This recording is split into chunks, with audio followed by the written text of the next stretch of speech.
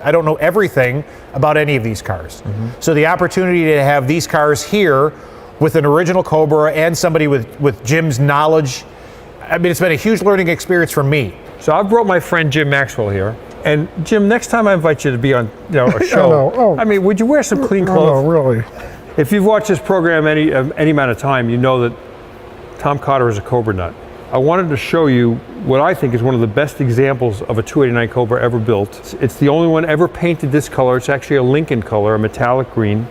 And the reason we have this here is to show you when this car was first introduced, Ford was already planning on building a more stylized version of it. Now think about this. This is a beautiful car, but in the 60s, the Jaguar E-Type came out, Aston Martins and Ferraris. This car had an antiquated look when it was new. So Ford purchased a couple of Cobras, stripped the bodies off them. I know it sounds like a sin these days, and remade what they thought would be a Cobra of the future. No matter how much I know about Cobras, Jim knows a lot more than I do. So Jim flew in from his home in North Carolina to check out the detailed differences between these two cars and an original Cobra. So this one being 367th car built, this is the 8th Cobra built, if you can believe that.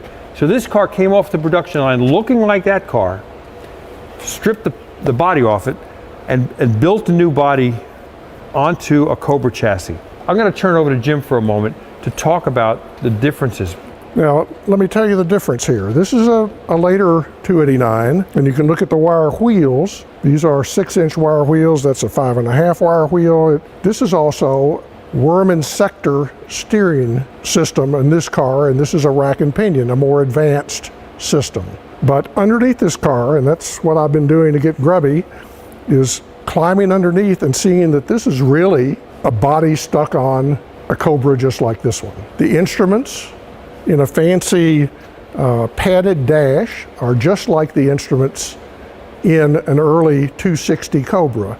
This has a 4-speed transmission, and you look inside. Shift knob is the same as an early Cobra. Emergency brake handle is the same as an early Cobra. These are original early Cobra seats. Still have the mechanisms underneath, just like that Cobra does. And they put little chrome inserts on the seats just to fancy them up a little bit. The car has an undercar exhaust, which was never finished on this car, meaning this car never ran.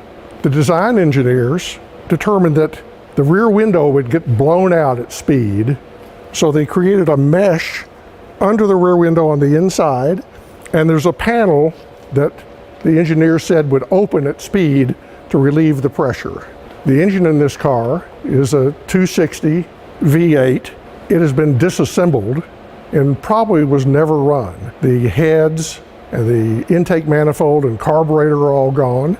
It has a very interesting thing though, it has an alternator, and all of the 260 cars and even up into some of the early 289 cars had generators. This is the only car I've ever seen that has a mechanical tack drive attached to the alternator. It's the same alternator that's in the green Cobra. They extended the front end of this car quite a bit. There's probably 12 inches or more of the body. The original Cobra stopped about right here, and all that is extra. This car, to us now, is an icon, but it started to have aged looks back in the day, because compare this to an E-Type Jag. You know, this looked like an old car. Well, not only was it old in appearance on the outside, but this is a buggy suspension. So, you know, if you were a hot rodder back in the day, leaf spring suspensions, leafs usually ran parallel, one on the left side, one on the right side, and if you put shackles on them, you could put bigger tires on them. Well, this had a different kind of leaf spring, one that ran from the left side to the right side in the front, and another one that runs back here. And that was the suspension. So your camber and caster, you couldn't touch it. The only thing you could do is alter the length of the leaf spring, which is a big deal. So these had usually odd suspension settings in the front versus the back. You could adjust towing, and that's about it. Now this is serial number CSX 3001, which was the first serial number Cobra chassis with coil spring suspension. So Jim has spent more time under this car, and he can fill you in on the gory details. So take it away, Jim. All right. This car was made on a 427 chassis, unlike the other car, which was shipped as a complete Cobra and the body was taken off, this was shipped as a chassis with a differential, suspension, drive shaft, but no engine. All the support structures for the body, which were present on that car when it came, were not on this car. There was just a scuttle hoop, which is just a hoop across for the instrument panel. It has a 289 engine in it. It never had a 427 or a 428 in it. This car has Mustang seats, which are different than the other car, which has its original Cobra seats. This car never had Cobra seats. This car has Smith gauges. The 427 Cobras did have, but again, this car did not come with gauges.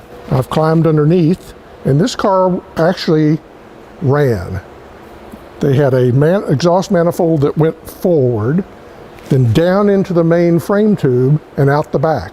And there is evidence of exhaust debris on the back panel, so we know it ran.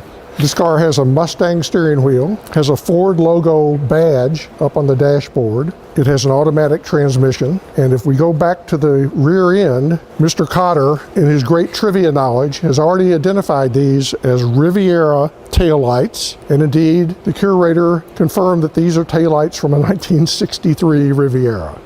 So I'm going to jump in here for a moment.